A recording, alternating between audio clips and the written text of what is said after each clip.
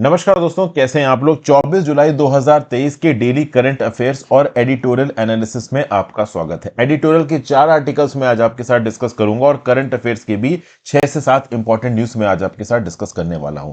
Telegram group जरूर join कर लीजिए दोस्तों। ये लेक्चर की पीडीएफ टेलीग्राम ग्रुप में ऑलरेडी अपलोड हो चुकी है और ओवरऑल मेरी वेबसाइट www.harshitdwedi.com और मेरी ऐप हर्षित द्विवेदी एजुकेशन जो कि एंड्रॉयड और iOS दोनों पे अवेलेबल है, उसके भी स्टडी मटेरियल सेक्शन में ये पीडीएफ आपको मिल जाएगी। उसके साथ साथ दोस्तों कल कुछ ओवरऑल नई वीडियोस लॉन्च हुई हैं मेरी सीएससी 2024 के मेंटरशिप कोर्स में। इस मेंटरशिप कोर्स में आप जाओगे तो आपको free of cost ethics through examples and formulas की सीरीज में 3 टर्मिनोलॉजीज मैंने फ्री ऑफ कॉस्ट अवेलेबल कराई है। वीडियो आपको अनलॉक दिख रही है, सिंपैथी, एम्पैथी और कंपैशन। तो आप इस चाहो तो इस पर्टिकुलर वीडियो को रेफर कर सकते हो। उसके साथ साथ मेरे मेंटरशिप कोर्स 2024 में लगातार ओवरऑल नया कंटेंट अपलोड होता रहता है। 100 से ज्यादा वीडियोस इसमें ऑलरेडी अपलोडेड है, 150 से ज्यादा पीडीएफ्स इसमें ऑलरेडी अपलोडेड है। तो आप चाहो तो इस पर्टिकुलर मेंटरशिप कोर्स को रेफर कर सकते हो। ये मेंटरशिप कोर्स आपके लिए 1.5 साल तक अवेलेबल रहेगा। पूरा डिटेल में आप इस मेंटरशिप कोर्स को पढ़ सकते हो और बहुत सारे नए इनिशिएटिव्स इस मेंटरशिप कोर्स में आगे आने वाले समय में लॉन्च होंगे। तो अगर आप चाहें तो एक बार चेकआउट कर सकते हैं। तो चलिए बिना टाइम वेस्ट किए अपने आज के एडिटोरियल और करंट अफेयर्स डिस्कशन को देखते हैं। जो पहली न्यूज है वो ये है, railways post Balasore plant to speed up signalling revamp में टेक लॉन्ग ईयर्स। तो भैया Balasore train accident, unfortunate train accident, multi train collision, इसके बारे में आपको सुना है। 295 लोग की यहां पे जान चली गई, आप जानते हैं। तो ऑब्वियस ही बात है, कुछ ना कुछ चेंजेस तो किए जाएंगे, कुछ ना कुछ फुल प्रूफ सिस्टम्स यहां पे लगाए जाएंगे। तो basically overhaul of signalling systems के ऊपर रेलवे डिपार्टमेंट काम कर रहा है, लेकिन इस सिग्नलिंग सिस्टम के ओवरहॉल में कम से कम 6 साल लग जाएंगे, ऐसा यहां पे रिपोर्ट्स बता रही। देखिए किया क्या जा रहा है इस पर्टिकुलर ओवरहॉल में। जो कन्वेंशनल रिले इंटरलॉकिंग सिस्टम है, इसको इलेक्ट्रॉनिक इंटरलॉकिंग टेक्नोलॉजी में कन्वर्ट किया जाएगा। जी हां, हमारे रेलवेज के मेजर सेक्शंस में जो ओवरऑल सिग्नलिंग सिस्टम है वहां पे कन्वेंशनल रिले सिस्टम्स को इस्तेमाल किया जाता है। तो ये जो कन्वेंशनल रिले सिस्टम्स हैं, इनसे ज्यादा फुल प्रूफ होता है इलेक्ट्रॉनिक इंटरलॉकिंग का सिस्टम। तो बेसिकली कन्वेंशनल रिले को इलेक्ट्रॉनिक इंटरलॉकिंग में हमें अपग्रेड करना है। अब ये धीमे धीमे करके अपग्रेड हो रहा था। ऐसा नहीं है दोस्तों कि इलेक्ट्रॉनिक इंटरलॉकिंग इंडिया के अंदर एग्जिस्ट नहीं करती, करती है। पिछले 12 सालों से इलेक्ट्रॉनिक इंटरलॉकिंग इंडिया के अंदर एग्जिस्ट कर रही है। लेकिन प्रॉब्लम यह है दोस्तों कि देश में 40% ऑफ द 7325 रेलवे स्टेशन में ये इलेक्ट्रॉनिक इंटरलॉकिंग एग्जिस्ट करती है। मतलब ओवरऑल देश में 7325 रेलवे स्टेशन है और टोटल 40% रेलवे स्टेशन में ही इलेक्ट्रॉनिक इंटरलॉकिंग एग्जिस्ट करती है। बाकी जगहों पे conventional relay based interlocking exist करती है। अब हम लोग इमरजेंसी बेसिस पे सारे रेलवे स्टेशन पे इलेक्ट्रॉनिक इंटरलॉकिंग के सिस्टम को लगा रहे हैं, रिवैम्पिंग की स्पीड को यहां पे बढ़ा रहे हैं। ठीक है ना भाई। तो ये सब बातें ओवरऑल बताई जा रही है। ओवरऑल एक स्टेशन के साइज के हिसाब से अगर आपको रिले सिस्टम को इलेक्ट्रॉनिक इंटरलॉकिंग में बदलना है तो 5 करोड़ से लेके 20 करोड़ रुपए प्रति स्टेशन तक का खर्चा यहां पे निकल आएगा। जो रेलवे ट्रैक के बहुत से सेक्शंस हैं उनको शट डाउन करना पड़ेगा काम के लिए, वहां पे काम को ओवरहॉल करना पड़ेगा। अगर आप देखो तो मैक्सिमम कैपेसिटी पे भी काम किया जाए तो भी ओवरऑल एक साल में 500 स्टेशन से ज्यादा की ओवरहॉलिंग नहीं हो सकती। उसको कन्वेंशनल रिले से इलेक्ट्रॉनिक इंटरलॉकिंग में नहीं बदला जा सकता। 500 इज द मैक्सिमम लिमिट और वो भी बहुत हद तक डाउटफुल है। अगर आप देखो तो दिसंबर 2022 में 4437 स्टेशन ऐसे थे जहां पे इलेक्ट्रॉनिक इंटरलॉकिंग एग्जिस्ट नहीं करती। और बालासोर एक्सीडेंट में ऐसा बताया जा रहा है कि चूंकि मैनुअल टेम्परिंग हुई थी सिग्नलिंग इक्विपमेंट के साथ, इसलिए इतना बड़ा एक्सीडेंट यहां पे हो गया। और इस मैनुअल इक्विपमेंट में बहुत सारे मल्टीपल कॉपर वायर्स हैं, तो जरूरी है कि यहां पे अपग्रेड किया जाए। अपग्रेड में होगा क्या, तो ये जो कॉपर केबल्स हैं इनको रिप्लेस कर दिया जाएगा ऑप्टिकल फाइबर से। ये जो कॉपर केबल्स हैं वो इलेक्ट्रिसिटी को पॉज करने के लिए इस्तेमाल की जाते हैं। ऑप्टिकल फाइबर में जो लाइट सिग्नल्स हैं लॉन्ग डिस्टेंसेस पे ट्रांसफर हो सकते हैं, मल्टीपल पॉइंट्स पे मैनुअल हैंडलिंग की जरूरत नहीं पड़ेगी। तो ये सब बातें ओवरऑल बोली जा रही। तो डेफिनेटली ओवरऑल कन्वेंशनल रिले को इलेक्ट्रॉनिक में चेंज करना बहुत ज्यादा जरूरी है, लेकिन इसके लिए बहुत सारे सेक्शंस को लंबे समय तक बंद करके रखना पड़ेगा। जो रेल ऑपरेशन है वो यहाँ पे अफेक्ट हो सकते हैं। हमारे पास उस लेवल पे अपग्रेडिंग कैपेसिटी भी नहीं है। तो ऐसा बताया जा रहा है कि बहुत तेज हम चलेंगे तो इंडिया के सारे स्टेशन में अगले 6 साल लग जाएंगे इलेक्ट्रॉनिक इंटरलिंकिंग लाने में, लेकिन ये 6 साल भी कम लग रहे हैं, इससे ज्यादा समय भी लग सकता है। ठीक है। तो भाई overall once you have an object controller, the amount of cabling, placement of location boxes, wiring gets reduced. तो ये जो इलेक्ट्रॉनिक इंटरलिंकिंग में ऑब्जेक्ट कंट्रोलर्स लगते हैं ना, इन ऑब्जेक्ट कंट्रोलर्स को ऑप्टिकल फाइबर के थ्रू कनेक्ट किया जाता है with point signals, track circuits and intermediate locations eliminate हो जाती हैं। तो मतलब कन्वेंशनल रिले सिस्टम में इंटरमीडिएट लोकेशन में बहुत सारे मैनुअल एक्टिविटी की जरूरत पड़ती है इंटरलिंकिंग को एफिशिएंट तरीके से करने के लिए। लेकिन ऑब्वियस सी बात है, जब आप इलेक्ट्रॉनिक इंटरलिंकिंग करते हो तो ऑब्जेक्ट कंट्रोलर होता है, वो ऑप्टिकल फाइबर से कनेक्टेड होता है, लंबे डिस्टेंसेस तक जो लाइट है वो ट्रांसमिट हो जाती है, आपको मैनुअल इंटरफेरेंस की जरूरत नहीं पड़ती बीच के इलाकों में। तो इस इलेक्ट्रॉनिक इंटरलिंकिंग को करने में रेलवे मिनिस्ट्री का रिसर्च डिजाइन और स्टैंडर्ड ऑर्गेनाइजेशन इन्वॉल्व है। अगर आप देखो तो रिसर्च डिजाइन और स्टैंडर्ड ऑर्गेनाइजेशन ने पहली बार इलेक्ट्रॉनिक लिंकिंग सिस्टम को 2011 में प्रपोज किया था सेलेक्ट स्टेशन पे। धीरे धीरे करके ये स्टेशंस बढ़ाए गए। शुरुआत में 200 बड़े स्टेशंस को सेलेक्ट किया गया था। लार्ज और मीडियम साइज स्टेशंस में इस सिस्टम को लाने में समय लग रहा था, और ज्यादा समय लगने वाला था, लेकिन अब चूंकि ये बालासोर ट्रेन एक्सीडेंट हो गया है तो ओवरऑल रीहॉलिंग के सिस्टम्स को एटलीस्ट रेलवे मिनिस्ट्री कोशिश कर रही है कि तेजी से किया जाए। देखिए शुरू में हो सकता है लोगों को थोड़ी प्रॉब्लम आए, हो सकता है ट्रेन डिलेज हो, ठीक है ना, लंबे समय तक ट्रेन लेट हो चुकी इस प्रकार की ओवरहॉलिंग चल रही है। लेकिन ये ओवरहॉलिंग देखिए जरूरी है, क्योंकि कहीं ना कहीं इलेक्ट्रॉनिक इंटरलिंकिंग ज्यादा एफिशिएंट है, और ये जो बालासिर ट्रेन डिजास्टर जैसी जो मैनुअल गलतियां हैं, इन गलतियों को कहीं ना कहीं इलेक्ट्रॉनिक इंटरलिंकिंग से एलिमिनेट किया जा सकता है। फिर अगले न्यूज पे आ जाते हैं।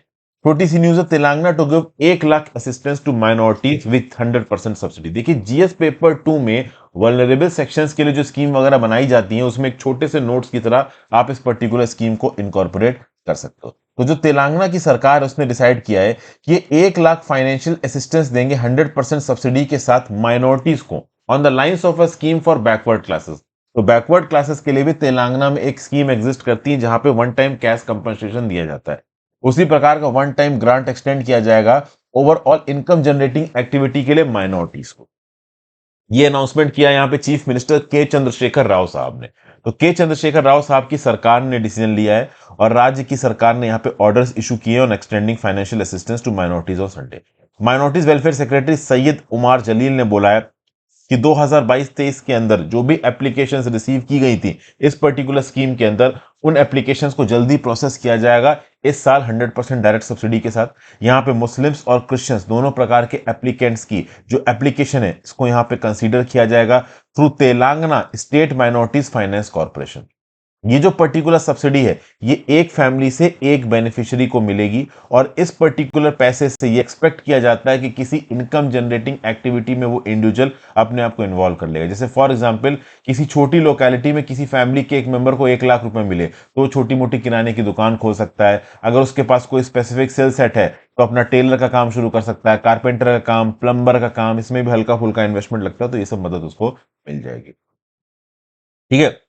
जो डिस्ट्रिक्ट कलेक्टर्स हैं, they should take the approval of the district in charge minister for the district as a whole, and list of selected beneficiaries should be displayed in the TFSMC website. तो Telangana state minorities finance corporation में beneficiaries की list आएगी, और district collectors नाम पे approval देने से पहले जो डिस्ट्रिक्ट इंचार्ज मिनिस्टर है उससे यहाँ पे अप्रूवल लेंगे। सरकार ने हमें बहुत सारी स्कीम्स लॉन्च कर रखी हैं अलग अलग कम्युनिटीज के लिए। यहाँ पे माइनॉरिटी कम्युनिटीज का डेवलपमेंट जरूरी है, उनके एजुकेशन, एम्प्लॉयमेंट और सेक्टर्स पे ध्यान देना भी जरूरी है। तो आप देख सकते हो कि ये स्कीम एक एग्जाम्पल है इंक्लूसिव डेवलपमेंट का, जीएस पेपर 2 के रिस्पेक्ट में काम का है। फिर यहाँ पे जो स्कीम्स लॉन्च की गई हैं वो गंगा जमुना तहजीब को फॉलो करती है। मतलब इंडिया के अंदर जितने भी प्रकार के क्लासेस, कम्युनिटीज, कास्ट रह रही हैं, सबको ओवरऑल इक्विटेबल ट्रीटमेंट मिले, सबको आगे बढ़ने का मौका मिले। फिर भाई अगली न्यूज है, different cattle of fish, Kashmir wants Europe to taste its trout. भाई क्या है, कश्मीर वैली के अंदर ट्राउट की खेती को बड़ी स्पीड में बढ़ाया गया। यहां पे आपको ट्राउट मछली नजर आ रही है। खास बात यह है कि इस मछली की पैदावार जीर्ण के कश्मीर में बहुत तेजी से बढ़ रही है, और आगे आने वाले समय में कश्मीर के फार्मर्स का सपना है कि वो इस पर्टिकुलर मछली को इंटरनेशनल मार्केट में एक्सपोर्ट करेंगे। देखिए एक स्कॉट्समैन थे जिनका नाम था जेस मैकडोनल्ड। उन्होंने 1800 ट्राउट एग्स कश्मीर में लेके आए थे 1900 में, और ओवरऑल फिशिंग कल्चर को उन्होंने श्रीनगर में इंट्रोड्यूस किया था। श्रीनगर में क्लीन और फास्ट मूविंग स्ट्रीम्स हैं, तो इन क्लीन और फास्ट मूविंग स्ट्रीम्स में ये जो ट्राउट है ये ग्रो करती है। और ओवरऑल बहुत सारे लोकल और फॉरेनर एंगलर्स यहाँ पे आते हैं और इस ट्राउट को टेस्ट भी करते हैं। ओवरऑल अगर आप देखो तो कोल्ड वाटर ट्राउट अब कश्मीर वैली में एक पॉपुलर फिश बन चुकी है। प्लेटर पे जो लोकल्स हैं वो बड़ी तादाद में इस ट्राउट को खाते हैं और कहीं ना कहीं बहुत सारे जो बिजनेस इंथुजियास्ट हैं वो इस पर्टिकुलर ट्राउट की खेती करके इस मछली को डोमेस्टिक मार्केट में बेचते हैं, उसको बाकी इंडिया में बेचते हैं और इंटरनेशनल मार्केट में बेचने का भी प्लान बना रहे हैं। ठीक है, यूरोप में ट्राउट नाम की मछली की बहुत डिमांड है, तो कश्मीर में पैदा की गई जो ट्राउट मछलियां हैं इनको यूरोपियन मार्केट में एक्सपोर्ट किया जा सकता है। पिछले एक डिकेड में 10 सालों में ट्राउट फार्मिंग में सी चेंज देखने को मिला है जम्मू एंड कश्मीर रीजन में। जम्मू एंड कश्मीर रीजन की अगर आप बात करो तो प्राइवेट प्लेयर्स की एंट्री हो चुकी है ट्राउट फार्मिंग में। 2019-20 में जो जेएंडके के 534 फार्मर्स हैं उन्होंने 650 टन ट्राउट पैदा किए। 2022-23 तक अगर आप देखो तो जो कश्मीर की इंडस्ट्री है ट्राउट इंडस्ट्री, इसमें 1144 फार्मर्स हैं और ट्राउट का प्रोडक्शन 200% बढ़ा है, 1990 टन पहुंच चुका है। और खास बात दोस्तों यहां पे ये है कि it was European experts who motivated JNK towards trout farming.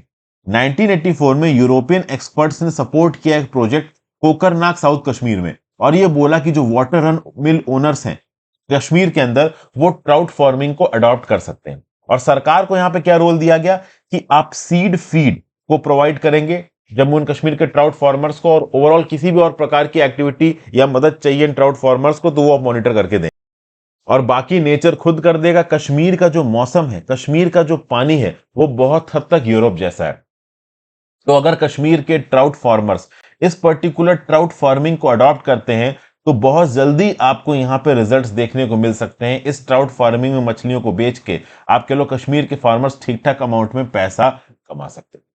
और मिस पंडिता करके एक है, उनका तो यह भी मानना है कि भैया कश्मीरी फाइबर्स की मदद से इंडिया ट्राउट प्रोडक्शन में डेनमार्क को पीछे छोड़ सकता है। डेनमार्क में एक साल में 55,000 टन ट्राउट पैदा होती हैं, इससे ज्यादा इंडिया के अंदर पैदा हो सकती हैं अगर कश्मीर की ट्राउट फार्मिंग जैसी इंटेंडेड है वैसी ही आगे बढ़ जाती है। तो एक आबिद हुसैन शाह करके एक फार्मर है कश्मीर के ट्राउट फार्मिंग के, ये ट्राउट एक्सपोर्टर बनने का सपना देखते हैं।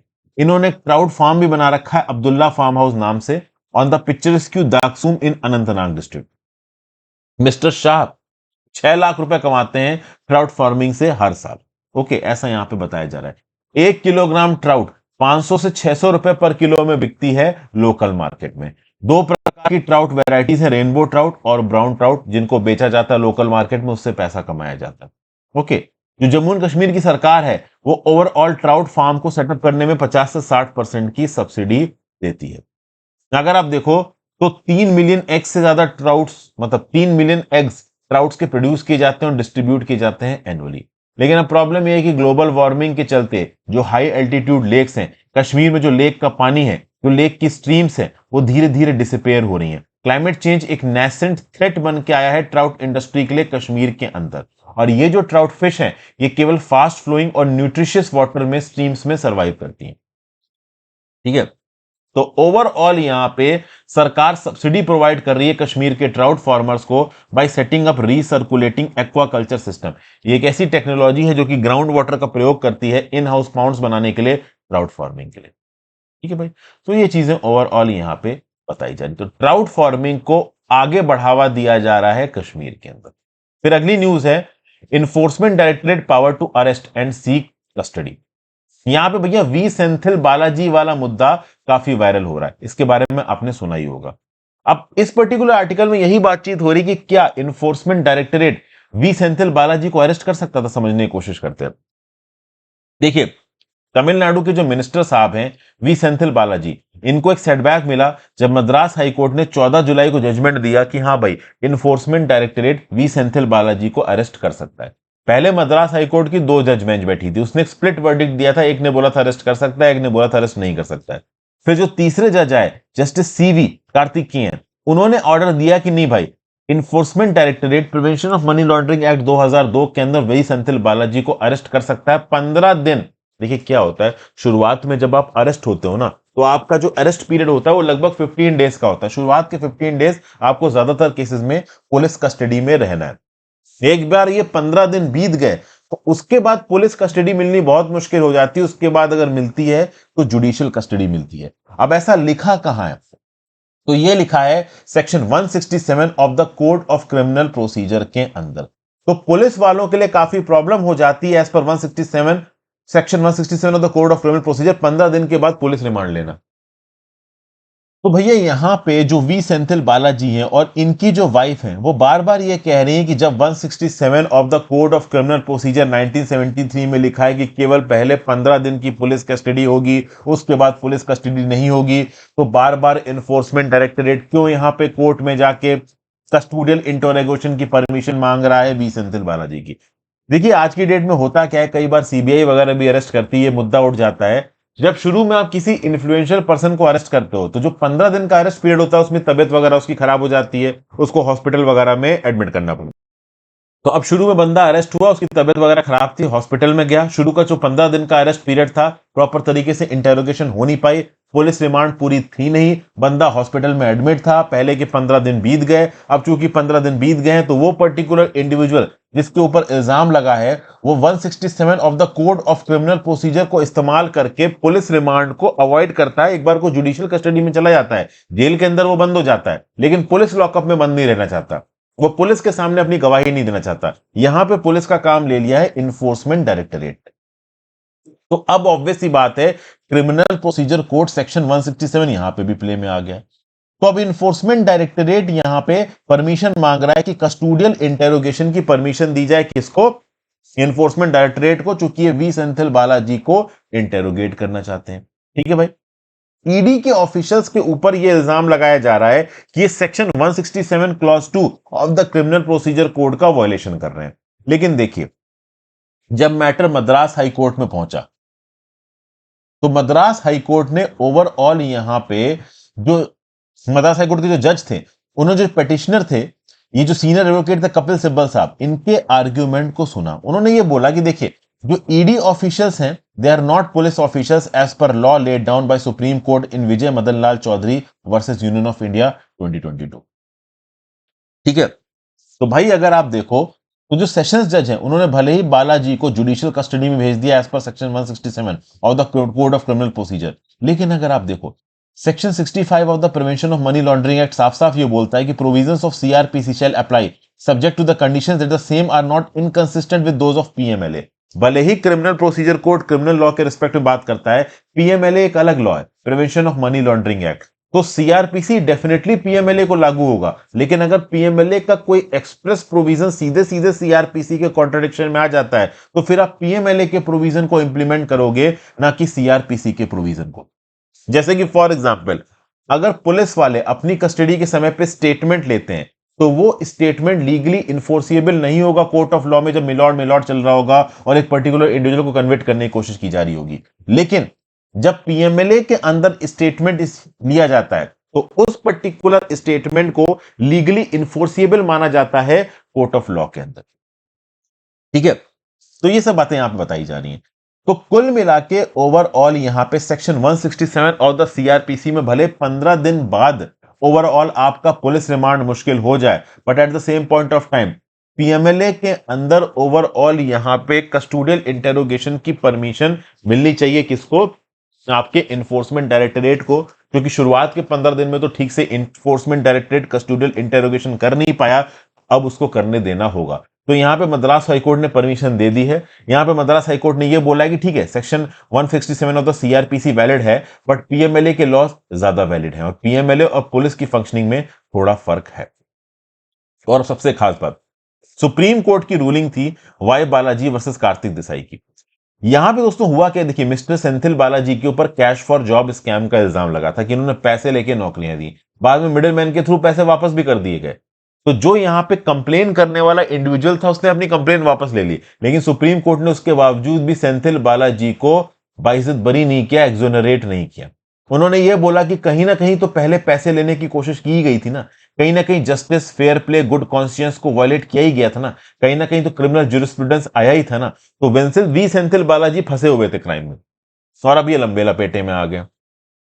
पीएमएलए के रिस्पेक्ट में बात की जाए तो 2022 की जो रूलिंग है सुप्रीम कोर्ट की Vijay Madan Lal Chaudhary versus Union of India, उसमें सुप्रीम कोर्ट ने बोला है कि जो वेरियस प्रोविजंस है पीएमएलए के which relate to powers of arrest, attachment, seizure, conferred upon the ED, इसमें यह बोला गया है कि भाई पीएमएलए के प्रोविजंस को तब यहां पे इवोक किया जाता है जब रीजनेबल नेक्सस नजर आए और ओवरऑल इफेक्टिव मनी लॉन्ड्रिंग की एक मोडस ऑपरेंडी नजर आए।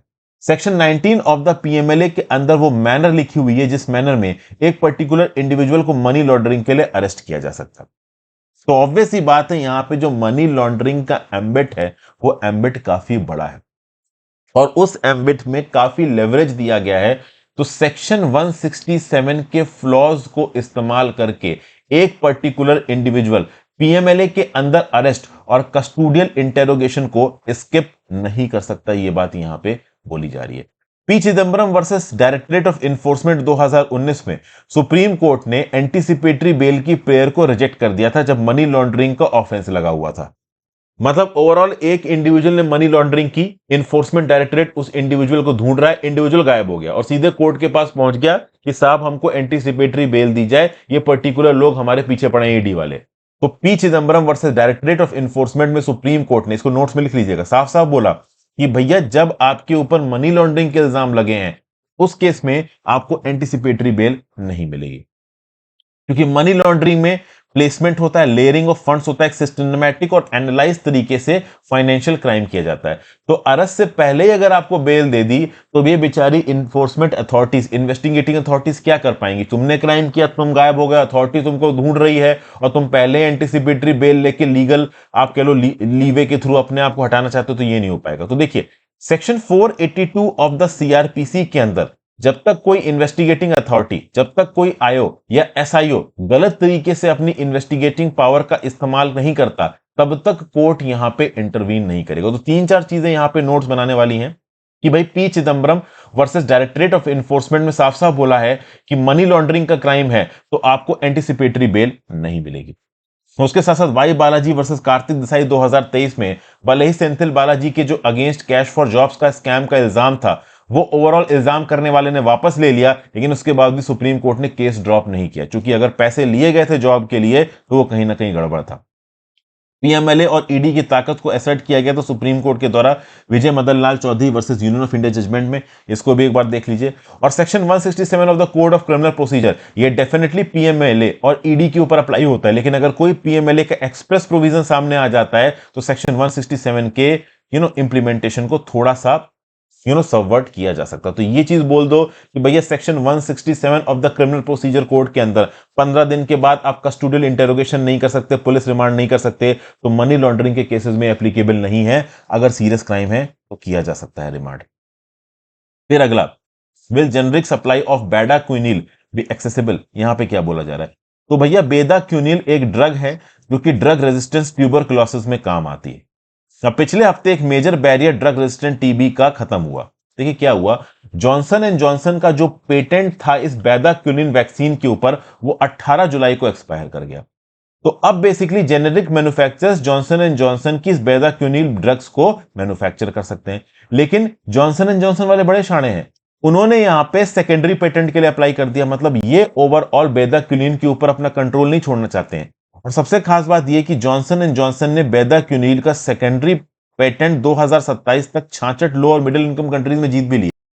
तो मल्टी ड्रग रेजिस्टेंट ट्यूबरकुलोसिस की जो बेदाक्विलिन वैक्सीन है ये 66 कंट्रीज में अभी भी जॉनसन एंड जॉनसन अपनी मन मुताबिक बेचेगा, लेकिन इंडिया के अंदर यह secondary patent Johnson and Johnson को नहीं मिला है। अब सबसे खास बात दोस्तों यहां पे यह है कि चूंकि अब इंडिया के जेनेरिक मैन्युफैक्चरर्स बेदाक्विलिन को जेनेरिक तरीके से मैन्युफैक्चर करेंगे तो पहले जीडीएफ के थ्रू यानी कि ग्लोबल ड्रग फैसिलिटी के थ्रू ये जो 6 महीने का बेदाक्विलिन का कोर्स $272 का मिलता था ये अब 48 से $102 का मिलेगा। मतलब इसकी दाम कई गुना यहां पे कम हो जाएंगे। बहुत पॉजिटिव न्यूज है दोस्तों। कोविड-19 के पैंडेमिक के बाद ट्यूबरकुलोसिस पे लोगों ने ध्यान नहीं दिया, बट ये बात आप सब जानते हो कि कोविड-19 पैंडेमिक नहीं था तो ट्यूबरकुलोसिस दुनिया भर की बहुत बड़ी महामारी थी, एक इन्फेक्शियस डिजीज था। देखो तो हर साल 500,000 लोग ड्रग रेजिस्टेंट टीबी डेवलप कर लेते हैं, नियरली 10.4 मिलियन लोग ड्रग सेंसिटिव टीबी होते हैं और 1/3 वर्ल्ड की पॉपुलेशन लेटेंट टीबी से सफर। लेटेंट टीबी मतलब आपकी बॉडी के अंदर टीबी है, ट्यूबरकुलोसिस का बैक्टीरिया है, जैसे ही आपकी इम्यूनिटी कमजोर पड़ेगी ये drug resistant TB bacteria dominant हो जाएगा आपके शरीर के अंदर। अगर आप देखो nearly 2.8 million patients, 28 lakh patients India के अंदर रहते हैं ड्रग रेजिस्टेंट टीबी के। ड्रग रेजिस्टेंट टीबी एक मेजर कंट्रीब्यूटर है एंटी माइक्रोबियल रेजिस्टेंस का और पब्लिक हेल्थ थ्रेट है। अब इस बीच में जेंसन फार्मास्यूटिकल कल की एक कंपनी है जॉनसन एंड जॉनसन की, इसने बेदाक्विलिन बनाई 2002 में। फेज 1 ट्रायल हुए, फेज 2 क्लिनिकल ट्रायल्स हुए, ओवरऑल इस पर्टिकुलर वैक्सीन को अप्रूवल मिला और इसको एडमिनिस्टर किया गया लोगों के द्वारा।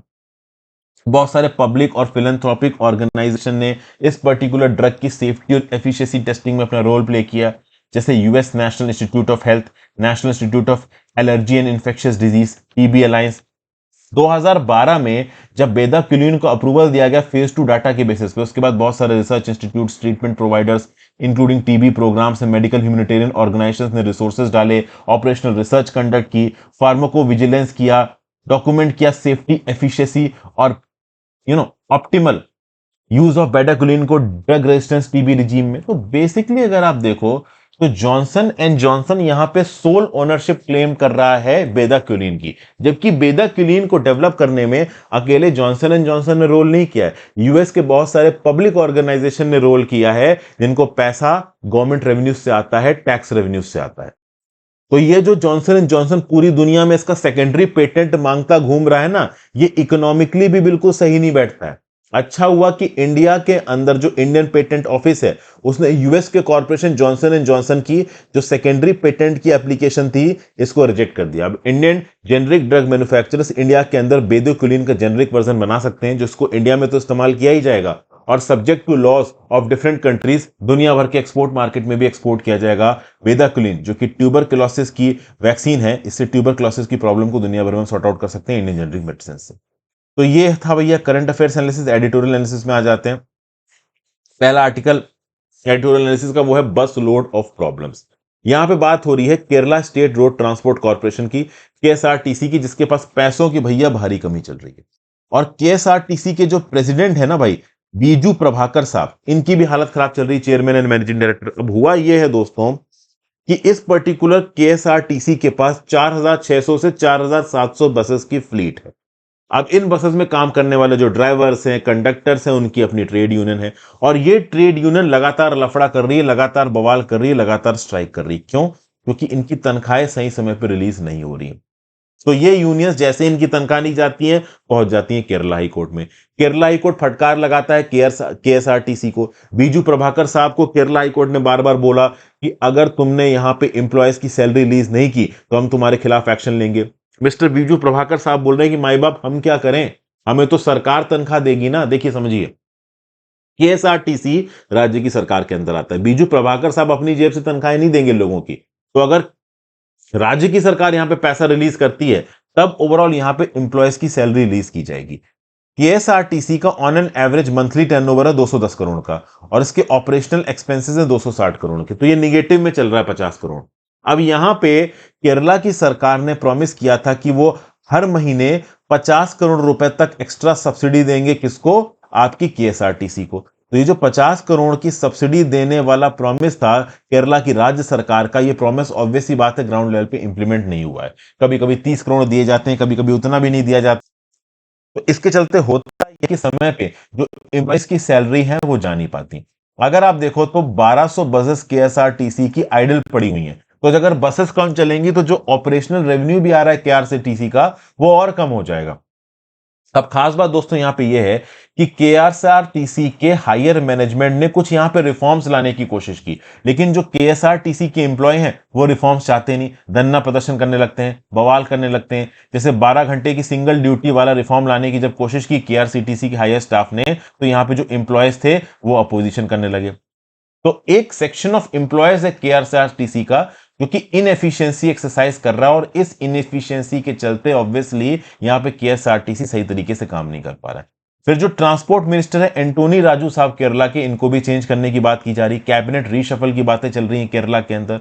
तो इस कैबिनेट रीशफल के चलते भी प्रभाकर साहब बोल रहे हैं कि हमारी तो एंटोनी राजू से बनती है, एंटोनी राजू अगर रहेंगे ट्रांसपोर्ट मिनिस्टर तो मैं हेड रहूंगा केएसआरटीसी का, नहीं तो मैं केएसआरटीसी छोड़ दूंगा। तो ओवरऑल केएसआरटीसी के फाइनेंसेस केरला की राज्य की सरकार के लिए एक टेंशन बन के सामने आए। ठीक है, फिर अगला, shrinking trade volumes pose a risk for this year growth hopes. तो भैया 775 बिलियन डॉलर का एक्सपोर्ट था इंडिया का 2022-23 फाइनेंशियल ईयर में। ओके, और जो आउटबाउंड शिपमेंट था, मर्चेंडाइज एक्सपोर्ट था, वो था 450 बिलियन डॉलर, बाकी सर्विस एक्सपोर्ट थे। लेकिन ये एक्सपोर्ट घटा है।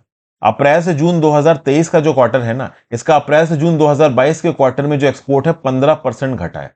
जून का जो प्रोविजनल एक्सपोर्ट फिगर निकल के आ रहा है वो है 33 बिलियन डॉलर, जो कि पिछले 8 महीने में सबसे कम है, और पिछले साल के जून महीने से 22% कम है।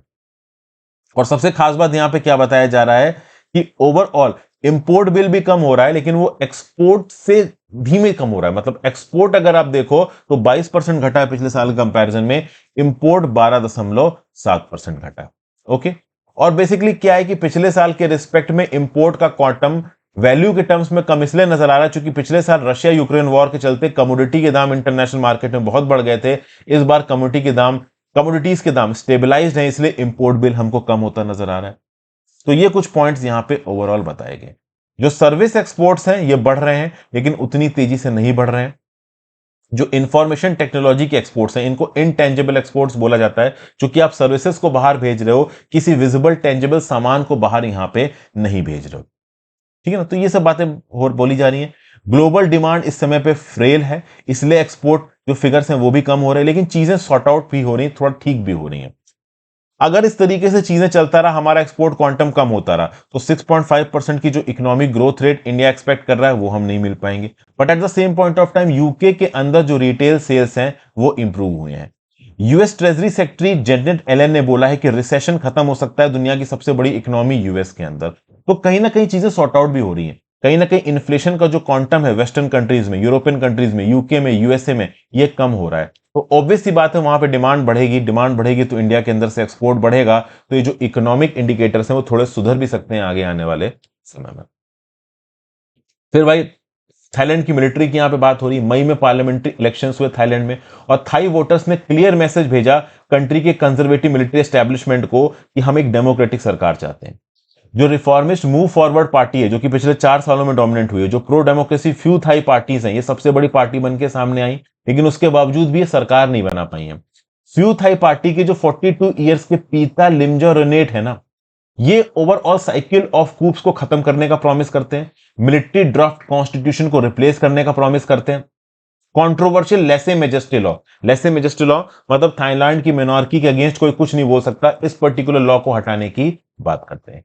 तो 8 अपोजिशन पॉलिटिकल पार्टीज को मिला के यहां पे मूव फॉरवर्ड और फ्यू थाई ने मेजॉरिटी बनाने की कोशिश की, लेकिन ये मेजॉरिटी बना नहीं पाए, क्योंकि भाई ओवरऑल इलेक्शन तो 500 मेंबर की हाउस में हुए, लेकिन ये जो 250 मेंबर्स का सेनेट है ना, ये सेनेट ज्यादातर मिलिट्री द्वारा अपॉइंटेड है, और इस सेनेट के केवल 13 मेंबर्स ने सपोर्ट किया मिस्टर पीटा की सरकार को। तो मिस्टर पीटा यहां पे सरकार बना नहीं पाए हैं।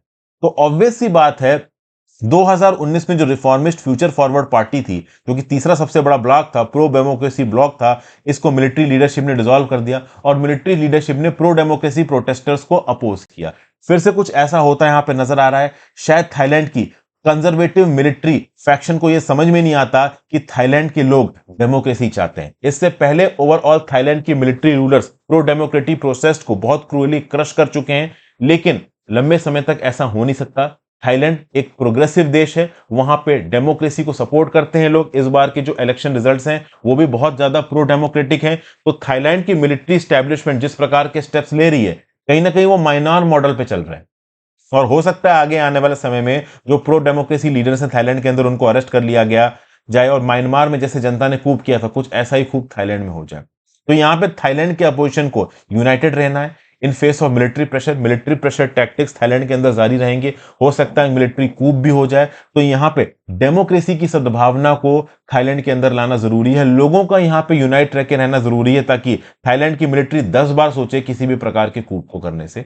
तो यहां पे मैं लेक्चर खत्म करता हूं। आई होप दोस्तों आपको इस लेक्चर में कुछ ना कुछ यूजफुल जानने को मिला हो, अपने व्यू पॉइंट नीचे कमेंट बॉक्स में दे के जाइएगा। आप बोलोगे सर एक आर्टिकल यहां बच गया, ये आपने डिस्कस नहीं किया, तो भैया इसमें ज्यादा कुछ देखिए है नहीं।